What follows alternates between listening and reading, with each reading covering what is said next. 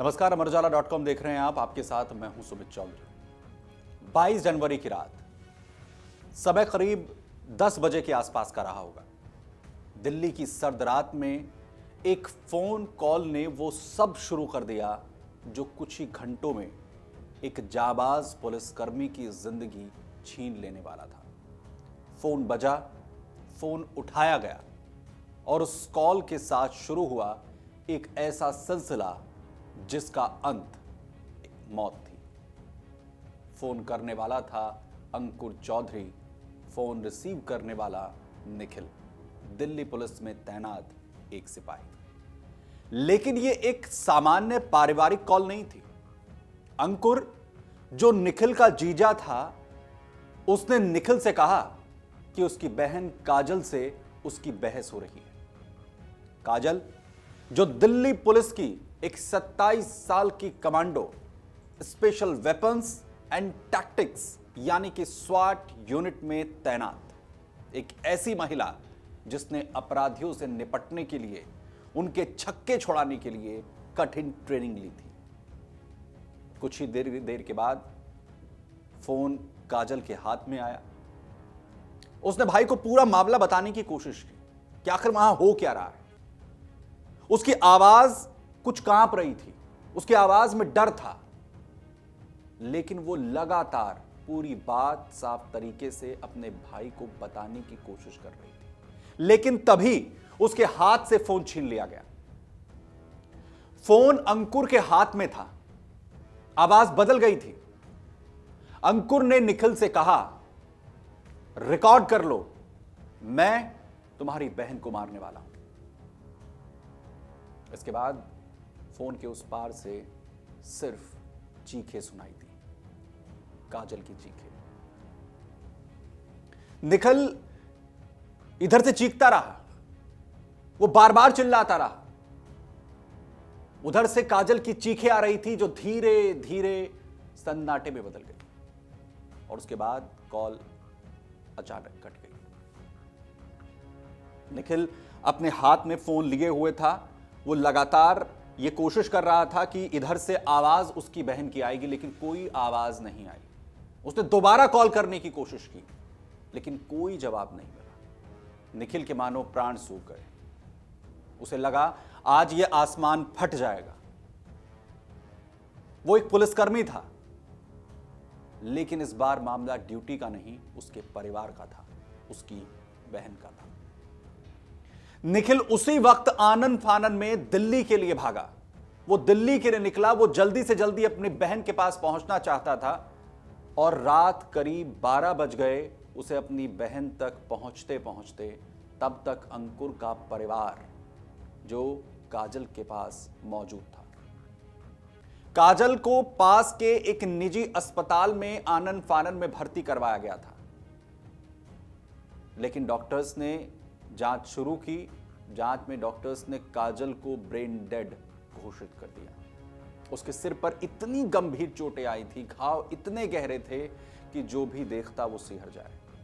वो तो शायद काजल थी, वो ब्रेन डेड जरूर थी, लेकिन सांसें ले रही थी। मामले की जानकारी पुलिस तक पहुंच चुकी थी। पुलिस ने मौके पर पहुंचकर जांच शुरू की। पुलिस जांच में सामने आया कि काजल पर लोहे के डंबल से हमला किया गया था और सिर्फ एक बार नहीं, कई बार उसके सिर पर वार किया गया था। सिर्फ इतना नहीं, बेरहमी की इंतहा इतनी थी कि उसके सिर को घर के दरवाजे के फ्रेम पर पटका गया, फ्रेम पर मारा गया था। दरअसल काजल और उसका पति उनके द्वारका मोड़ वाले घर में रहते थे, जहां पर अंकुर ने इस घटना को अंजाम दिया था। वहीं पुलिस ने दावा किया कि दोनों में दहेज को लेकर इस पूरे घरेलू विवाद की शुरुआत हुई थी, जो गृह कलेश में तब्दील हो गया था। अंकुर की तरफ से लगातार काजल के परिवार पर दहेज के लिए दबाव बनाया जाता था, जिसकी वजह से लगातार घर में कलह रहती थी। काजल और उसके बीच आए दिन झगड़े होते थे। और 22 जनवरी की वो तारीख जब ये मामला इतना बढ़ा कि अंकुर ने काजल को मौत के घाट उतार दिया। दरअसल 22 जनवरी की रात काजल को अस्पताल में भर्ती करवाया गया था। 25 जनवरी को उसकी हालत को देखते हुए उसे गाजियाबाद के नेहरू नगर स्थित एक निजी अस्पताल में शिफ्ट कर दिया गया। डॉक्टर्स की टीम लगातार कोशिश करती रही, लेकिन सिर की चोट इतनी गहरी थी, इतनी गंभीर थी कि 27 जनवरी को उसके शरीर ने, उसकी सांसों ने उसका साथ छोड़ दिया। सुबह करीब 6 बजे काजल ने दम तोड़ दिया। वह जिस दिन काजल के ऊपर यह हमला किया गया, दिल्ली पुलिस ने घटना की रात ही आरोपी उसके पति अंकुर चौधरी को गिरफ्तार कर लिया था। शुरुआत में जहां केस हत्या के प्रयास का दर्ज किया गया, लेकिन काजल की मौत के बाद केस को हत्या के मामले में तब्दील कर दिया गया। वहीं आरोपी अंकुर को अदालत में पेश कर न्यायिक हिरासत में भेज दिया गया है। जिस दिन काजल के ऊपर यह हमला किया गया, दिल्ली पुलिस ने घटना की रात ही आरोपी पति अंकुर चौधरी को गिरफ्तार कर लिया था। शुरुआत में जहां केस हत्या के प्रयास का दर्ज किया गया था, लेकिन काजल की मौत के बाद केस को हत्या के मामले में बदल दिया गया। वहीं आरोपी अंकुर को अदालत में पेश कर न्यायिक हिरासत में भेज दिया गया। काजल मूल रूप से हरियाणा के सोनीपत जिले के गन्नौर की रहने वाली थी। उसके पिता राकेश पेशे से राजमिस्त्री हैं। उन्होंने मेहनत कर बेटी को पढ़ाया लिखाया।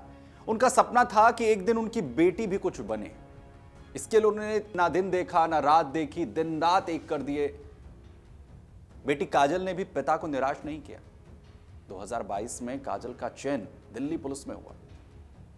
वो दिन भी आया जब पिता ने अपनी बेटी को वर्दी पहनते हुए देखा। काजल ने कठिन ट्रेनिंग पूरी की और फिर उसे स्वाट यूनिट में तैनाती मिली। उसका भाई निखिल भी अपनी बहन के नक्शे कदम पर चलता हुआ दिल्ली पुलिस में सिपाही के तौर पर शामिल हो गया और पार्लियामेंट स्ट्रीट स्थित एसीपी कार्यालय में उसकी तैनाती है। दरअसल 2022 में पढ़ाई के दौरान काजल की पहचान गन्नौर निवासी अंकुर चौधरी से हुई थी। दोनों में नजदीकियां बढ़ी तो दोनों ने शादी करने का फैसला कर लिया। 2023 में दोनों ने परिजनों को अपने रिश्ते के बारे में बताया। दोनों ने परिवार की सहमति ली और शादी कर ली। हालांकि शादी से पहले काजल का चयन कमांडो यूनिट में हो चुका था। वहीं अंकुर रक्षा मंत्रालय में क्लर्क के पद पर कार्यरत था, तैनात था। सब कुछ ठीक चल रहा था। लेकिन कुछ वक्त के बाद उनका 1-1.5 साल का बेटा भी हुआ। न जाने इस रिश्ते को किसकी नजर लग गई, जो अंकुर और काजल अपनी जिंदगी में खुश थे, उनके घर में धीरे धीरे कलह होने लगी। परिजनों का कहना है कि शादी के कुछ ही दिनों के बाद काजल को कार और दहेज को लेकर अंकुर और उसका परिवार प्रताड़ित करने लगा, उस पर दबाव बनाने लगा। उसके साथ कई बार मारपीट भी हुई, उस पर मानसिक दबाव बनाया जाने लगा। हालात ये हो गए कि 2024 में काजल दिल्ली में जाकर अलग रहने लगी। सबको लगा कि कुछ दिन में शायद सब कुछ ठीक हो जाए, लेकिन ऐसा नहीं हुआ। वहां भी लगातार अंकुर काजल को प्रताड़ित करता रहा, उसे वो प्रताड़ना देता रहा। और फिर इसी प्रताड़ना के बीच, इसी कलेश के बीच आई वो काली रात, जिस दिन इस परिवार का सब कुछ लुट गया। 22 जनवरी को काजल और अंकुर के बीच यह विवाद बढ़ गया। दहेज की बात को लेकर दोनों के बीच बहस होने लगी। बहस इतनी बढ़ी कि अंकुर ने अपने साले निखिल को फोन कर दिया। निखिल ने फोन उठाया। अंकुर ने बताया कि काजल के साथ उसका झगड़ा हो रहा है। काजल ने फोन हाथ में लिया। उसने अंकुर से फोन जैसे ही हाथ से लिया, निखिल को कुछ समझाने की कोशिश की, लेकिन तभी अंकुर ने उससे फोन वापस छीन लिया और निखिल को कहा कि रिकॉर्ड कर लो, मैं तुम्हारी बहन को मारने वाला हूं। निखिल इधर से लगातार चिल्लाता रहा, लगातार वो कोशिश करता रहा कि वो समझा सके, वो रोक सके अंकुर को, लेकिन उधर से काजल के चीखने की आवाज आने लगी, जो कुछ ही देर के बाद एक सन्नाटे में बदल गई। निखिल को यह पता लग गया कि उसका सब कुछ खत्म हो चुका है। निखिल के मुताबिक जब काजल ने फोन लेकर बात करने की कोशिश की तब अंकुर को उसकी कुछ बातें नागवार गुजरी और इसके बाद उसने काजल के हाथ से फोन छीन लिया, हत्या की बात कही और फिर सिर्फ चीखें सुनाई थी, काजल की मौत की चीखें। इतना ही नहीं, जिस पत्नी काजल का कत्ल करते हुए अंकुर के हाथ तक नहीं कांपे, वो 4 महीने की गर्भवती थी। उसके पेट में अंकुर का बच्चा पल रहा था। परिजनों का कहना है कि काजल 4 महीने पेट से थी। उनका आरोप है कि इस हमले में काजल के साथ साथ उसके गर्भ में पल रहे उसके बच्चे की भी जान चली गई। वहीं काजल की मौत के बाद उसका अंतिम संस्कार राजकीय सम्मान के साथ किया गया। दिल्ली पुलिस की टुकड़ी ने सलामी दी। वर्दी में खड़ी पुलिस और एक पिता जिसने बेटी को कमांडो बनते हुए देखा था, आज उसे कफन में विदा कर रहा था। लेकिन काजल की हत्या ने एक बार फिर से बड़े सवाल खड़े कर दिए। काजल अपराधियों से लड़ने के लिए तो पूरी तरीके से प्रशिक्षित थी, लेकिन वो घरेलू हिंसा से कैसे लड़ती? वो घरेलू हिंसा जिसने उसकी जान ले ली। और उसके बाद रह गई वो चीखें, वो फोन कॉल जो लगातार पूरी जिंदगी उसके भाई को कचोटता रहेगा। ये मामला सिर्फ एक हत्या का नहीं है, ये मामला सिर्फ एक मौत का नहीं है। इस मामले ने उन सवालों को फिर से सामने रख दिया है जिनका जवाब आज भी हमारा समाज तलाश रहा है कि आखिर इन ऊंचाइयों पर पहुंचकर भी एक बेटी को दहेज बलि की कीमत अपनी जान से चुकानी पड़ती है। अगर आप ये वीडियो YouTube पर देख रहे हैं तो हमारे चैनल को सब्सक्राइब कर बेल आइकन दबाएं और Facebook पर देख रहे हैं तो हमारे पेज को लाइक करें।